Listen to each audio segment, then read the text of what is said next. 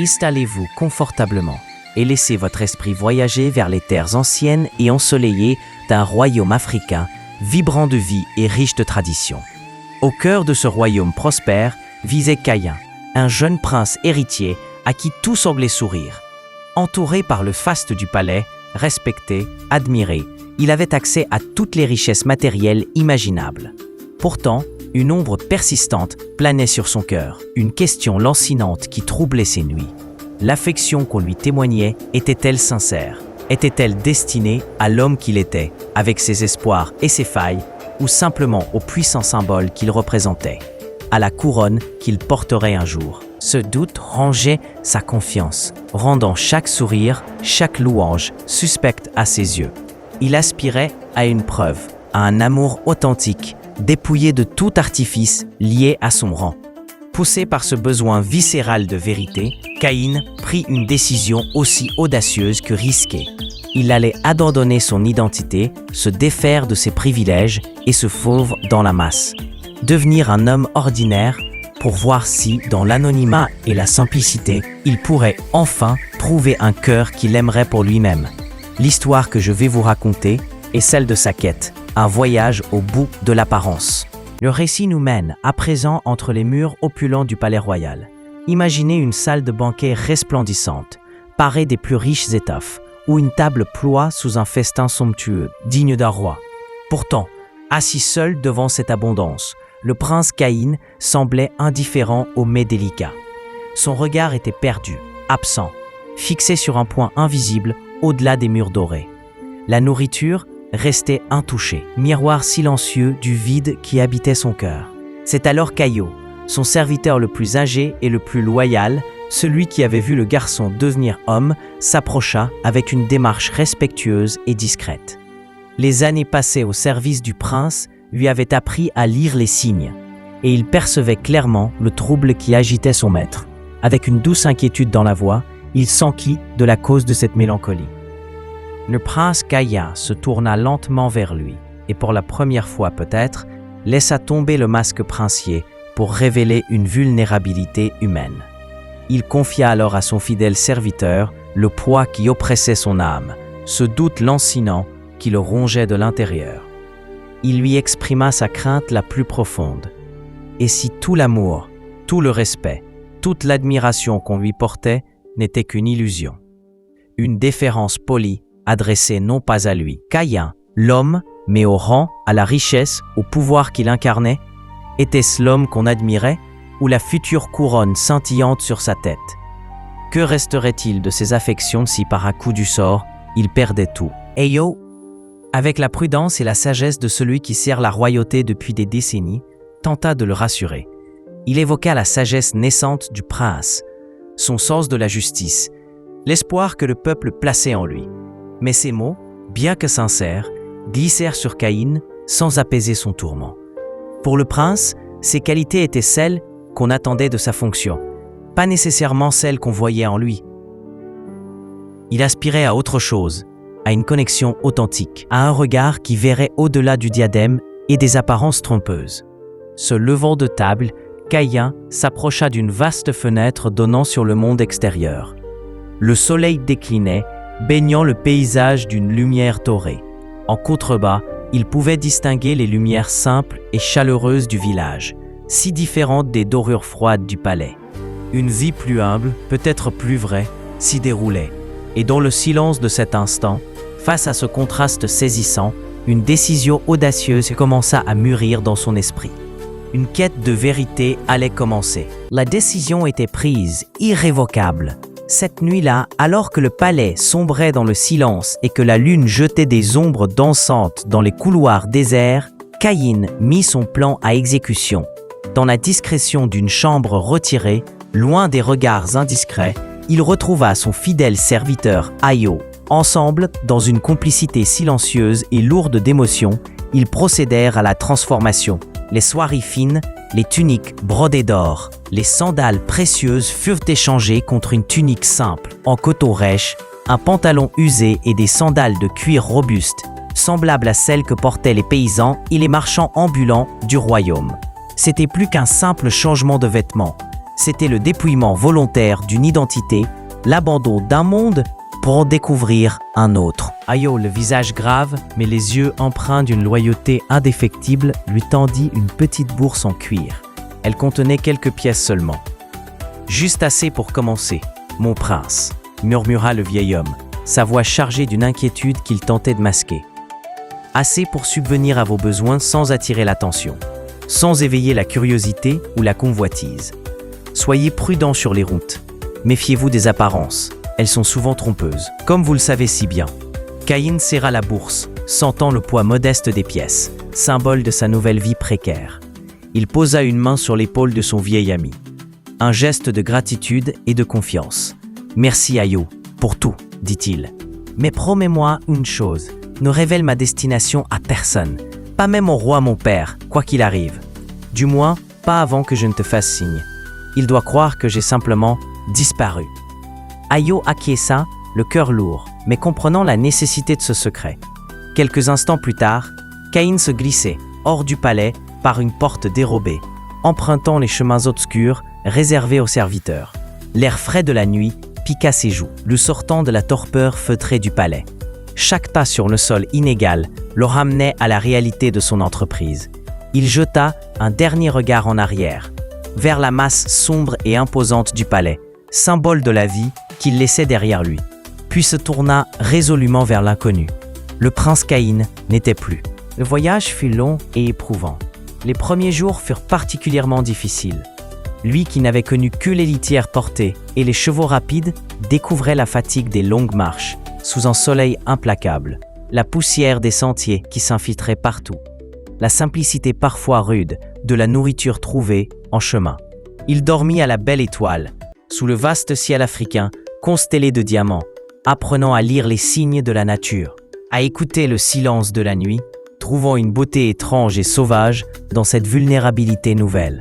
Il traversa des paysages changeants, des plaines arides aux forêts plus denses, observant les villages qu'il croisait, apprenant les coutumes locales, écoutant les conversations des voyageurs, s'imprégnant d'un monde dont il ignorait tout. La douceur de ses mains s'effaça, remplacée par les premières callosités. Son corps s'endurcit, son regard gagna en profondeur. La solitude était parfois pesante, mais elle était aussi le creuset de sa transformation. Après plusieurs semaines de route, il arriva enfin dans un village animé, mais modeste, niché au creux d'une vallée fertile, loin de l'agitation et des intrigues de la capitale. C'était un lieu simple, où la vie semblait suivre le rythme immuable des saisons. C'est ici qu'il décida de s'arrêter. C'est ici que Caïn disparut complètement pour laisser place à Kofi, un nom ordinaire, choisi pour se fondre dans la masse. Avec les quelques pièces qui lui restaient, il acheta un petit espace sur la place du marché et quelques outils rudimentaires. Il se mit à sculpter de petits objets en bois, comme il l'avait appris autrefois d'un artisan du palais, ou à vendre quelques fruits et légumes qu'il parvenait à obtenir par échange ou petit travail. Les débuts furent maladroits. Il n'avait pas l'aisance des marchands aguerris. Sa négociation était hésitante, ses mains encore peu habituées au travail manuel répétitif. Il dut apprendre l'humilité, accepter de se tromper, de recommencer, de gagner sa maigre pitance à la sueur de son front. Les villageois l'observèrent d'abord avec une curiosité distante. Qui était cet étranger, aux manières parfois étranges, mais au regard droit et à l'attitude humble? Mais peu à peu, sa persévérance, sa discrétion, sa volonté sincère de s'intégrer et de ne déranger personne, et surtout, son sourire simple et authentique commencèrent à gagner leur confiance.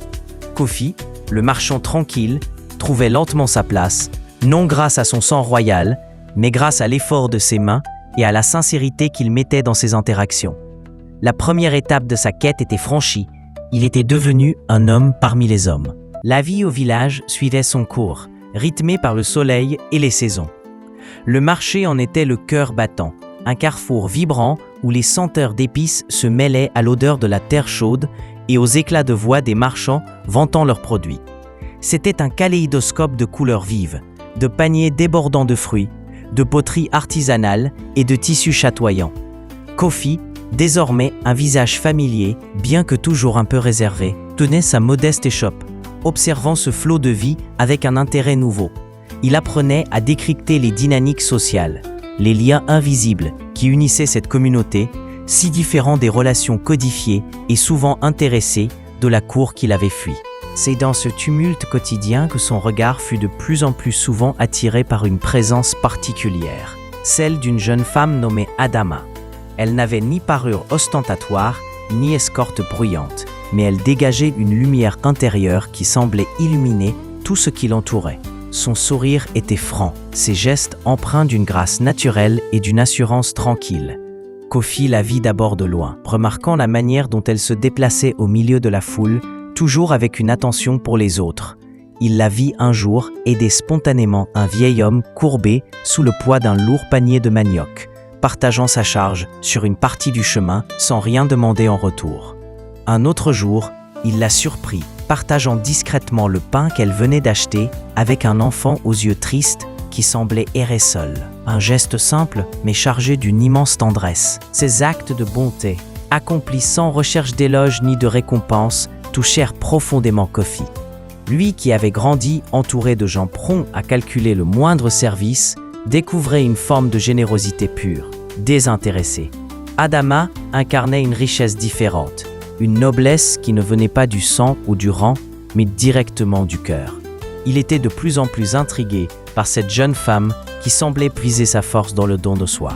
Il se demandait quelle histoire se cachait derrière ce visage serein, quelle philosophie guidait ses pas. L'occasion de l'aborder se présenta un après-midi, alors que le soleil commençait à décliner, projetant de longues ombres sur la place du marché.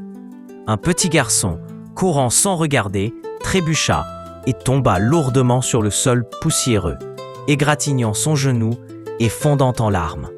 Avant même que Kofi n'ait eu le temps de réagir, Adama était déjà auprès de l'enfant.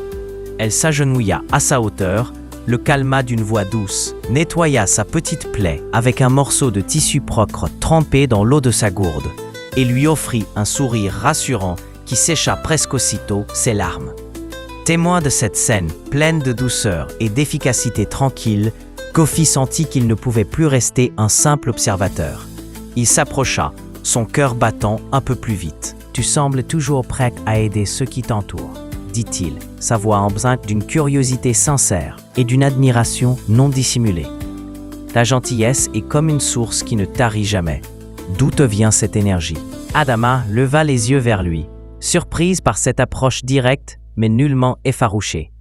Un sourire éclaira son visage. L'énergie vient du partage, Kofi, répondit-elle avec une simplicité désarmante. Quand on donne un peu de soi, on reçoit souvent bien plus en retour. Un sourire rendu, une main qu'on aide à se relever, c'est là que se trouve la vraie richesse. Tu ne crois pas? Le cœur s'allège quand on contribue à alléger celui des autres. Ce n'est pas une énergie qu'on puise en soi, mais une énergie qui circule entre nous. Kofi fut frappé par la profondeur et la limpidité de ses paroles. C'était l'écho de ses propres questionnements, mais formulés avec une évidence qu'il n'avait jamais rencontrée. Tu as une très belle façon de voir les choses, Adama. Une sagesse rare. Elle rit doucement. Ce n'est pas ma sagesse, Kofi. C'est la vie qui nous l'apprend, si on prend le temps d'écouter ses leçons. Puis, avec une douce curiosité dans le regard, elle ajouta « Et toi, Kofi? On te voit souvent observé, silencieux. Qu'est-ce qui t'amène dans notre village? Tu sembles porter une histoire, toi aussi. » À cette question directe, Kofi ressentit un léger malaise. Comment résumer sa quête complexe sans trahir son secret? Il choisit une réponse évasive, mais qui portait une part de vérité. « Juste un homme cherchant sa place, Adama, » dit-il avec un sourire un peu forcé. Comme tant d'autres qui voyagent sur les routes de ce monde, leurs regards se croisèrent un bref instant. Un échange silencieux où passèrent 1000 non-dits. Une étincelle de connexion, fragile mais réelle, venait de s'allumer. Kofi la regarda ensuite s'éloigner, sa silhouette se découpant dans la lumière dorée du couchant. Il resta là, pensif, le cœur touché. Cette rencontre n'était pas anodine.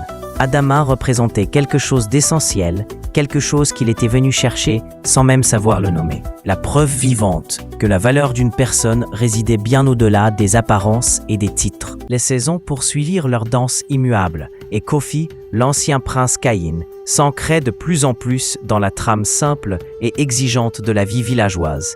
Il avait trouvé un rythme, une routine modeste qui, bien que physiquement éprouvante comparée à son ancienne existence, lui apportait une forme de paix intérieure qu'il n'avait jamais connue. Il apprenait la valeur de chaque grain de mil, de chaque goutte d'eau, mais cette paix fragile allait bientôt être mise à rude épreuve, car les cieux se firent avares. Lentement, insidieusement, une terrible sécheresse étendit son emprise sur la région. Les pluies tant attendues ne vinrent pas. Le soleil, autrefois source de vie, devint un ennemi brûlant qui craquelait la terre nourricière, la transformant en une étendue poussiéreuse et stérile. La rivière qui serpentait près du village ne fut bientôt plus qu'un ruban de boue séchée. Les récoltes se flétrirent sur pied. Le bétail maigrissait, et le spectre de la faim et de la soif commença à hanter les esprits. Le puits commun, source vitale de la communauté, voyait son niveau baisser jour après jour, chaque seau remonté semblant plus précieux et plus insuffisant que le précédent. L'inquiétude se lisait sur les visages tannés par le soleil. Les rires des enfants se firent plus rares, remplacés par une anxiété palpable. Dans cette adversité grandissante, Adama se révéla sous un jour nouveau. La jeune femme douce et souriante montra une force de caractère et un sens du commandement insoupçonné. Avec une autorité naturelle, acceptée de tous, elle prit en main l'organisation de la survie. Elle instaura un rationnement strict, mais équitable, de l'eau restante, s'assurant avec une vigilance sans faille que les plus vulnérables, les enfants, les vieillards, les malades, reçoivent leur part en priorité. Elle calmait les tensions naissantes avec des paroles sages, encourageait les plus abattus, incarnant l'espoir et la résilience au cœur même de l'épreuve. Elle n'était plus seulement la jeune femme au grand cœur, elle était devenue un pilier pour sa communauté, une source de réconfort et de direction dans la tempête silencieuse de la sécheresse. Kofi, lui, observait tout cela, le cœur serré par l'angoisse collective. Son ancienne vie de prince lui avait appris la responsabilité envers le peuple, un instinct profondément ancré que sa nouvelle identité ne pouvait effacer. Il ne pouvait rester passif face à la détresse qui l'entourait. Puisant dans les maigres économies qu'il avait péniblement amassées grâce à son petit commerce, une somme dérisoire comparée au trésor du palais. Mais représentant tout ce qu'il possédait, désormais, il agit dans l'ombre. Sous prétexte d'aller chercher du bois plus loin, il entreprit un voyage discret vers un village voisin, moins touché par la sécheresse, où il échangea ses quelques biens contre des sacs de mil et de légumes secs. Il revint épuisé, mais le cœur plus léger, distribuant la nourriture aux familles les plus démunies, prétendant avec une humilité convaincante l'avoir obtenue à très bon prix grâce à une heureuse trouvaille. Personne ne soupçonna l'étendue de son sacrifice personnel. Mais il ne s'arrêta pas là. Il rejoignit les autres hommes du village dans leurs efforts désespérés pour creuser plus profondément le puits ou pour chercher de nouvelles sources dans les lits asséchés des anciens cours d'eau. Il maniait la pioche et la pelle avec une énergie farouche, partageant la sueur, la fatigue et les espoirs déçus, sans jamais se plaindre ni chercher à se distinguer. Il était l'un d'eux, souffrant avec eux, luttant avec eux. C'est une nuit particulièrement étouffante qu'Adama, faisant une ronde pour s'assurer que tout était calme, surprit une scène qui la marqua profondément. À l'écart, dans la pénombre, elle vit Kofi donner discrètement sa propre et maigre ration d'eau à une jeune mère dont l'enfant fiévreux gémissait faiblement. C'était un geste intime, un sacrifice silencieux qui en disait plus long que tous les discours. Touché et intrigué, Adama s'approcha doucement. « Kofi » murmura-t-elle, sa voix teintée d'une douce inquiétude. « Ce que tu fais est noble, mais tu dois aussi penser à toi. Tu vas t'épuiser si tu continues ainsi. » Kofi se retourna, surpris. La fatigue marquait ses traits, mais son regard brillait d'une résolution tranquille. « Nous sommes une communauté, Adama, » répondit-il simplement, sa voix basse mais ferme. « On traverse cette épreuve ensemble, en partageant le peu que nous avons. Ma force ne servirait à rien si je la gardais pour moi seul, alors que d'autres faiblissent. » Adama le contempla en silence. Ses mots simples, son geste généreux, sa présence constante et solide au cœur de l'épreuve, tout cela commençait à dessiner l'image d'un homme bien différent du simple marchand qu'il prétendait être. Il y avait en lui une force tranquille, une compassion profonde, une sorte de noblesse innée qui n'avait rien à voir avec les apparences. Elle sentait, intuitivement, qu'il y avait plus en Kofi qu'il ne le laissait paraître. La façade du simple villageois commençait à se fissurer, laissant entrevoir la véritable nature de l'homme derrière le masque. Son regard sur lui changea cette nuit-là, mêlant l'admiration à une interrogation grandissante. Qui était vraiment cet homme au cœur si grand ? La sécheresse avait affaibli le village, non seulement en épuisant ses réserves, mais aussi en le rendant vulnérable aux prédateurs humains. Dans le cœur sombre d'une nuit sans lune, alors que les habitants épuisés cherchaient un repos précaire, le malheur frappa de nouveau, mais cette fois sous une forme bien plus violente et immédiate. Des cris perçants déchirèrent le silence, suivis du bruit effrayant de portes enfoncées et du crépitement menaçant des torches. Des pillards, des hommes sans foi ni loi, profitant de la détresse du village, surgirent des ténèbres comme des hyènes affamées, leurs yeux brillants de cupidité à la lueur des flammes qu'ils brandissaient. La panique s'empara instantanément des villageois, réveillés en sursaut. Les quelques hommes valides, pris au dépourvu et désorganisés, tentèrent de s'opposer aux assaillants, mais leur résistance était chaotique, plus désespérée qu'efficace. Le chaos menaçait d'engloutir le petit hameau. Au milieu de ce tumulte, Kofi, qui s'était précipité hors de sa hutte comme les autres, sembla pétrifié une fraction de seconde. Mais ce ne fut pas l'immobilité de la peur. C'était comme si un interrupteur avait été actionné en lui, réveillant quelque chose de profondément enfoui. L'expression humble et réservée du marchand tranquille vola en éclats, remplacée par une intensité froide et une concentration redoutable. L'instinct du guerrier, la discipline du chef, longtemps réprimés, refirent surface avec une force irrésistible. Sa voix, soudainement claire, calme mais tranchante comme une lame, s'éleva au-dessus du vacarme, portant une autorité inattendue qui figea un instant ceux qui l'entendirent. « Éteignez ces feux !» ordonna-t-il, désignant les foyers qui éclairaient trop bien les cibles pour les pillards. « Ils nous rendent visibles. Barricadez l'entrée sud avec les charrettes. Femmes et enfants, regroupez-vous immédiatement dans la grande hutte centrale. Elle est plus solide. Que tous ceux qui peuvent tenir une lance ou un bâton me suivent. Formez une ligne derrière moi. » Ces ordres étaient précis, logiques, émanant d'une compréhension tactique stupéfiante. Les villageois, instinctivement reconnaissant une véritable autorité dans ce moment de péril extrême, obéirent sans discuter. En quelques instants, Kofi organisa une défense cohérente là où il n'y avait que chaos. Il anticipa les mouvements des pillards, utilisa les ruelles étroites et les angles des huttes à leur avantage, plaça les défenseurs au point stratégique. Lui-même se plaça en première ligne, se battant avec une compétence et une aisance déconcertantes. Ses mouvements étaient fluides, efficaces, parant les coups avec une précision remarquable, désarmant ses adversaires plutôt que de chercher à les abattre sans nécessité. Ce n'était pas la fureur brute d'un homme désespéré, mais la technique maîtrisée d'un combattant entraîné, d'un leader habitué au commandement en situation de crise. Il y avait dans sa façon de se mouvoir et de diriger une discipline qui n'avait absolument rien à voir avec le savoir-faire d'un simple sculpteur de bois ou d'un marchand de fruits. Adama, qui s'affairait à rassembler les enfants terrifiés pour les mettre en sécurité, comme Kofi l'avait ordonné, ne put s'empêcher d'observer la scène, bouche bée. L'homme qu'elle voyait diriger la défense n'était pas le Kofi qu'elle connaissait.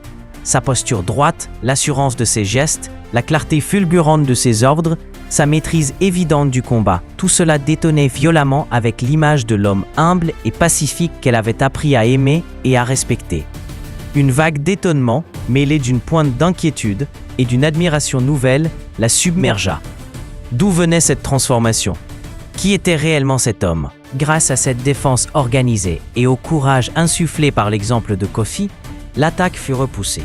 Les pillards, surpris par cette résistance inattendue et subissant quelques pertes, préférèrent battre en retraite et disparurent dans la nuit aussi vite qu'ils étaient apparus. Un silence lourd, chargé de tension et d'adrénaline retombée, s'installa sur le village meurtri, mais sauf. Les villageois se regroupaient, comptant leurs blessés, encore sous le choc. Kofi se tenait un peu à l'écart, reprenant son souffle, une coupure saignant légèrement sur son bras, le regard balayant les alentours pour s'assurer que le danger était bien écarté. Adama s'approcha de lui, le cœur battant. Son regard ne le quittait pas, scrutant son visage comme si elle le voyait pour la première fois. Sa voix tremblait légèrement lorsqu'elle parla, trahissant le flot d'émotions qui l'agitait. « Cette façon de commander, cette façon de te battre, Kofi, ce n'est pas celle d'un marchand. Je n'ai jamais vu quelqu'un agir ainsi. » Elle marqua une pause, le fixant droit dans les yeux. « Qui es-tu vraiment ? D'où te vient tout ce savoir ?» La question flottait entre eux, lourde de conséquences. Kofi croisa son regard intense, où se mêlaient la confusion, la peur et une quête de vérité. Il lut dans ses yeux qu'il ne pouvait plus simplement éluder. Il était visiblement tiraillé, pris entre son secret et le lien qui s'était tissé avec elle.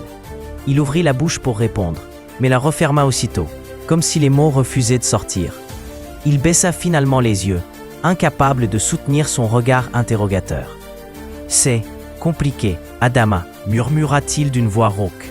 Puis, il se détourna légèrement, la laissant là, debout dans la nuit troublée, avec ses questions sans réponse et un sentiment grandissant que l'homme qu'elle aimait portait un secret bien plus grand qu'elle ne l'avait jamais imaginé. Le mystère autour de Kofi venait de s'épaissir considérablement. L'aube se leva sur un village meurtri mais debout. Les premières lueurs du jour dissipaient les ombres de la nuit, mais pas le trouble qui flottait dans l'air. On réparait les portes endommagées, on soignait les quelques blessures, mais les conversations étaient rares, chuchotées. Le soulagement d'avoir survécu se mêlait à une nouvelle interrogation, centrée sur l'homme qu'ils appelaient Kofi. Son héroïsme de la veille était sur toutes les lèvres, mais son attitude, sa compétence inexplicable, suscitait désormais plus de questions que d'admiration simple. Adama en particulier observait Kofi à distance, son cœur partagé entre la gratitude pour son courage et le vertige face au mystère grandissant qui l'entourait. Qui était-il donc ? Soudain, un bruit inhabituel rompit le calme précaire, un martèlement sourd et rapide qui se rapprochait. Un galop. Pas celui d'un cheval isolé, mais le son puissant et rythmé de plusieurs montures lancées à vive allure. L'inquiétude ressurgit aussitôt sur les visages. Étaient-ce les pillards qui revenaient ? Les villageois sortirent de leur hutte, les regards tournés vers l'entrée du village, prêts à se défendre à nouveau. Mais ce ne furent pas des bandits qui apparurent dans un nuage de poussière. C'étaient des cavaliers magnifiquement équipés, portant les armures et les étendards éclatants du royaume. Leur prestance et la richesse de leurs montures contrastaient violemment avec l'humble décor du village. À leur tête, un homme d'âge mûr, au port noble et vêtu avec une splendeur qui ne laissait aucun doute sur son rang, descendit de cheval avec une agilité surprenante. C'était le roi lui-même. La nouvelle de l'attaque et surtout du rôle extraordinaire joué par un certain Kofi dans la défense du village était parvenue aux oreilles royales, ravivant l'espoir de retrouver le prince disparu depuis des mois. Le regard pénétrant du roi balaya la foule assemblée, silencieuse et intimidée. Il cherchait un visage, et soudain, son regard se fixa sur Kofi, qui se tenait un peu à l'écart, raidi par la surprise et peut-être la crainte. Le roi s'avança d'un pas rapide et déterminé, ignorant les autres villageois. Et là, devant les yeux ébahis de tous, se produisit l'impensable. Le souverain du royaume, l'homme le plus puissant du pays, s'arrêta devant l'humble marchand et s'inclina profondément, un geste de respect et de soulagement infini. « Mon fils », sa voix résonna, claire et émue. « Caïn, enfin, nous t'avons cherché partout. Ton absence a été une épreuve terrible pour nous tous. Pour ton peuple, le royaume a besoin de toi. Il est temps de rentrer à la maison. » La stupeur cloua les villageois sur place. Adama sentit le sol se dérober sous ses pieds. Kofi était le prince Caïn, l'héritier du trône. Elle recula d'un pas, comme frappée par la foudre, le visage blême. Le choc, l'incompréhension, un sentiment aigu de trahison la submergèrent. Tout prenait un sens nouveau et terrible. Kofi, redevenu Caïn aux yeux de tous, se redressa lentement. Ignorant un instant son père et les gardes, il se tourna vers Adama. Son regard était empli d'un profond regret, mais aussi d'une sincérité désespérée. « Adama, commençait-il, sa voix chargée d'émotion. Mon nom est Caïn. Oui, je suis le prince héritier. » Il vit la douleur dans ses yeux, et, et s'empressa d'ajouter. « Mon intention n'était pas de te tromper, de te blesser. Je voulais simplement t'aider. » « Mon intention n'était pas de te tromper, de te blesser. Je voulais simplement t'aider. » « Mon intention n'était pas de te tromper, de te blesser. Je voulais simplement t'aider. » « j'avais besoin. Besoin de savoir si l'amour, le vrai respect, pouvait exister au-delà du titre, au-delà des apparences. Et j'ai trouvé ici, grâce à toi, grâce à vous tous, bien plus que ce que j'osais espérer. J'ai trouvé. Sa voix s'étrangla, son regard ne quittant pas celui, bouleversé d'Adama. Le silence retomba, lourd de tout ce qui n'avait pas été dit, et de la décision qui appartenait désormais à Adama. Un silence profond tomba sur la petite place du village, un silence plus lourd encore que celui qui avait suivi l'attaque des pillards. Tous les regards étaient suspendus aux lèvres d'Adama. Le roi attendait, les gardes immobiles, les villageois retenaient leur souffle. Mais surtout, Caïn attendait, le cœur à nu, son destin suspendu à la décision de cette jeune femme qu'il avait trompée pour trouver la vérité. Dans l'esprit d'Adama, c'était un véritable tumulte. Le choc initial de la révélation était encore vif, la blessure de la tromperie cuisante. Un prince, l'homme simple et accessible qu'elle avait appris à connaître, l'égal avec qui elle avait partagé les angoisses de la sécheresse et le danger des pillards, était en réalité l'héritier du trône, un être d'un autre monde. Le mensonge était là, indéniable, comme une barrière soudainement érigée entre eux. Mais face à ce mur de déception, les souvenirs affluaient, puissants et lumineux. Elle revoyait Kofi, partageant sa maigre ration d'eau dans la nuit. Elle revoyait sa détermination tranquille en creusant pour trouver de l'eau, sa sueur mêlée à celle des autres villageois. Elle revoyait sa bravoure instinctive face aux attaquants, son calme au milieu du chaos, protégeant les faibles sans penser à lui-même. Elle revoyait sa gentillesse quotidienne, ses sourires sincères, son écoute attentive. Ses actes, ses moments de vérité partagés ne pouvaient pas être un mensonge. Ils étaient la substance même de l'homme qu'elle avait vu, respecté et aimé. Alors, qu'est-ce qui était le plus vrai? Le mensonge du nom et du rang, ou la vérité éclatante de son caractère révélé dans l'épreuve? Lentement, Adama leva les yeux vers Caïn. La douleur était encore visible dans son regard, mais une nouvelle clarté l'illuminait également, celle d'une compréhension profonde. Sa voix fut basse quand elle parla enfin, mais elle porta distinctement dans le silence attentif. « Tu as caché ton nom, Caïn. Tu as vécu parmi nous sous un mensonge, et cela me blesse. » Elle marqua une pause, le regardant droit dans les yeux, le laissant mesurer le poids de ses mots. Puis elle continua, sa voix gagnant en assurance. « Mais tes actions, elles, n'ont jamais menti. J'ai vu ta peur pendant la sécheresse, et j'ai vu ta force quand tu nous as défendus. J'ai vu ta bonté quand personne d'important ne regardait, quand tu n'avais rien à gagner. J'ai appris à connaître l'homme derrière le nom, celui que tu appelais Kofi. » Elle fit alors quelques pas en avant, franchissant l'espace qui les séparait, un espace qui semblait un abîme quelques instants plus tôt. Elle ignora les regards, le roi, le protocole. Elle s'arrêta juste devant lui. Le titre de prince importe peu face à la valeur d'un cœur, déclara-t-elle avec une conviction tranquille. L'homme que j'ai vu ici, jour après jour, cet homme-là, je l'aime. Oui, Caïn, prince ou marchand, je t'aime pour ce que tu es vraiment. Un immense soulagement submergea Caïn, si puissant qu'il fit monter des larmes d'émotion et de gratitude dans ses yeux. Adama, c'est tout ce qu'il put murmurer. Il lui prit doucement les mains, comme pour s'assurer qu'elle était réelle, que ce moment l'était. Puis, il l'attira dans une étreinte tendre et sincère, un refuge après la tempête. Sous le regard ému des villageois et le sourire approbateur du roi, leur étreinte scella la victoire de l'amour sur les apparences. Le soleil levant baignait la scène d'une lumière dorée, promesse d'un avenir où la vérité du cœur l'emporterait toujours. Caïn retourna donc au palais, non plus comme le prince tourmenté par le doute, mais comme un homme mûri, enrichi par l'épreuve et par l'amour qu'il avait enfin trouvé, pur et sincère. Il n'était pas seul. Adama, la femme dont la seule noblesse était celle du cœur, l'accompagna et devint sa reine. Ensemble, ils insufflèrent une nouvelle âme au royaume. Sa sagesse terrienne et sa compassion innée se mêlèrent à l'autorité éclairée de Caïn, créant un règne juste et proche du peuple. Ils n'oublièrent jamais les leçons apprises dans ce petit village, désormais symbole de leur histoire. Car leur amour devint une légende transmise à travers les âges, rappelant à tous que la véritable richesse ne réside ni dans l'or, ni dans les titres, mais dans la sincérité d'un cœur aimant. Une preuve éclatante que l'amour authentique a le pouvoir de voir au-delà de toutes les apparences, reconnaissant la vraie valeur d'une âme. Le royaume, sous leur gouverne éclairé, prospéra longtemps dans la paix et la bienveillance.